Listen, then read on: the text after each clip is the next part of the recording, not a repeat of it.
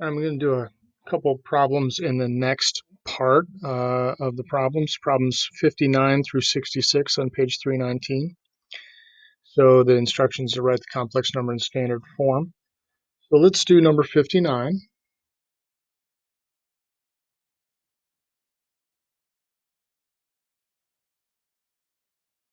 So 59 is root -6 times root -2. All right, so we know from algebra and other math that if you have the product of two square roots, you can multiply the numbers inside. However, if you're dealing with complex numbers, that's not going to work in the same manner. You have a step first if you have a negative number. So, and I'll do it, the way we would have done it before in a second. But this first number is root 6i. The second number is root 2i. Okay. You have to do this step first, and I'll show you what the problem with doing it the other way will be in a second.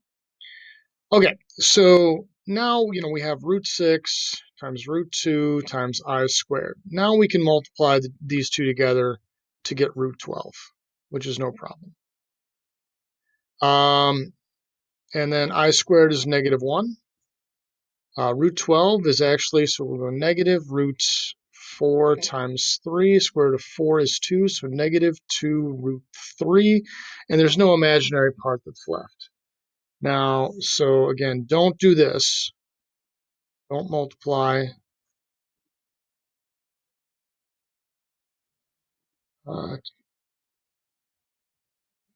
two square roots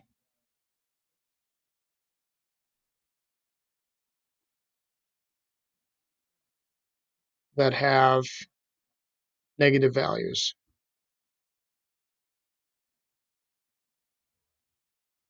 together inside the radical.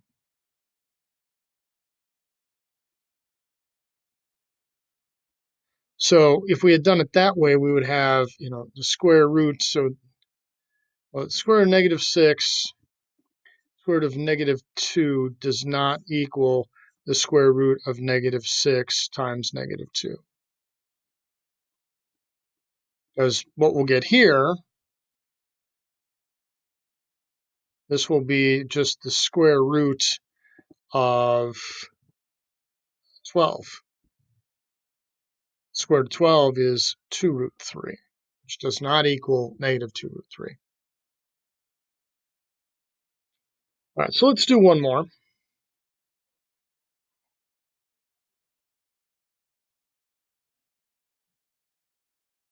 How about number 63?